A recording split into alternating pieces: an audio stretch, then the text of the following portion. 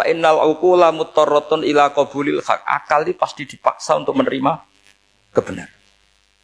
Kayak saya berkali-kali ditanya sama seorang kiai, kenapa sih Gus masalah la ilaha illallah kok sampai Nabi ngendikan wa in zana wa in saraka. Siapapun yang melafadzkan la ilaha illallah Muhammadur Rasulullah itu suatu saat pasti masuk surga. Meskipun dia pernah zina, pernah maling. Itu jelas teks hadis di Bukhari, di Muslim, wa in zana wa in saraka. Meskipun zina dan ini bukan berarti Nabi melegalkan perzinahan, enggak, ma'adzallah, enggak akan terjadi. Nabi melegalkan perzinahan. Tapi Nabi ingin ngendikan begini. Absolutisme kebenaran itu tidak terganggu oleh kesolehan dan kefasikan. Karena kebenaran absolut siapapun akan ngomong seperti itu. Saya berkali-kali nyontohkan, Rektor Al-Azhar akan bilang 1 tambah 1, 2. Klonte ya bilang 2, koruptor ya bilang 2, KPK ya bilang 2, 01 ya bilang 2, 02 ya bilang 2. Karena absolutisme kebenaran. Dan Nabi itu ingin mengatakan bahwa Allah Tuhan ini kebenaran sejati. Sehingga siapapun yang melafadzkan sah. Jika orang yang kafir 70 tahun sekali melafadzkan syahadat, sah. Tidak usah begini. Pak kafir, soleh dulu ya beberapa tahun gitu. Baru Anda sah melafadzkan kalimat la ilaha. Tidak ada seperti itu. Semua ulama ijma, orang kafir 70 tahun melafadzkan la ilaha illallah sekali, langsung menjadi muslim. Kenapa sah? Kebenaran absolut tidak bersyarat kesolehan maupun kefasikan. Ya kayak tadi, orang bilang 1 tambah 1 harus profesor apa anak TK boleh? Jangan mentang-mentang profesor, doktor, rektor, UGM, atau UI. Tadi anak kecil bilang berapa 1 tambah 1? 2. Sudah, aku tak bilang 4. Tidak bisa.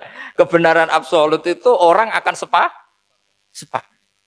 Nah, Quran itu termasuk kebenarannya absolut.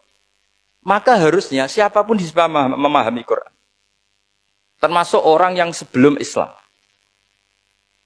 Sekarang saya tanya ke sampean, ketika Umar masuk Islam karena dengar Quran, itu dulu dengarnya apa dulu Islamnya? Dulu dengarnya, dan dia paham. Wa ma huwa min kalamil basar, ini tidak mungkin omongan manusia seindah ini. Karena mudah difahami Quran. Nah sekarang enggak, karena ada sistem akademik. Itu terus orang macam-macam urutannya. Jadi repot sekarang. Kalau kata tafsir At-Tabari lebih ekstrim lagi. Idla yuqalu masalan ifham bima la aqlalak. Jadi orang-orang kafir ini kan, orang-orang kafir Mekah ini kan Rasulullah jadi nabi ini kan semua orang masih kafir. Enggak ada mahasiswa UI, enggak ada orang NU, enggak ada orang Muhammadiyah. Semuanya orang kafir, semuanya masih kafir. Terus Nabi membawa Quran, maka khitab pertama itu bukan ya ayuhan nahdiyun, ya ayuhal Muhammadiyun. Khitab pertama kul ya ayuhal kafirun, karena pendengarnya semuanya kafir. Dan itu mereka paham. Tapi nanti soal hidayat nomor 2. Tapi mereka itu yang jelas paham. Sehingga banyak orang kafir yang menjadi muslim karena mendengar Al-Quran. Jadi ini penting diketahui. Karena kebenaran itu milik siapa saja dan akan mudah difahami. Kayak tadi. Kalau 1 tambah 1, 2 itu rektor ya bilang 2, anak TK ya bilang 2, musuh kamu ya bilang 2.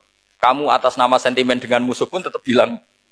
Nah di sini kadang Nabi ngendikan mangqala la ilaha illallah dakhalal jannah wa in zana wa in saraka. Proporsinya seperti itu, bukan berarti Nabi melegalkan zina, bahwa kalimat ini kalimat yang kebenarannya absolut sehingga siapapun sah mengatakan itu, meyakini itu meskipun punya masa lalu seperti itu. Jadi jangan salah makna terus Nabi melegalkan, tidak sama sekali. Jadi saya mohon ini jadikan satu ilmu. Bahwa ilmu adalah tetap apa? Ilmu. Sehingga ada ayat kulil ladzina kafaru iyantahu yughfar lahum ma qad salah. Katakan kepada orang-orang kafir sekali menghentikan kekafirannya yughfar lahum ma qad salah. Maka kekafiran di masa lalu dianggap hilang dan dia hanya dengan status yang sekarang yaitu seorang mukmin. Karena dia disahkan melafadzkan la ilaha illallah.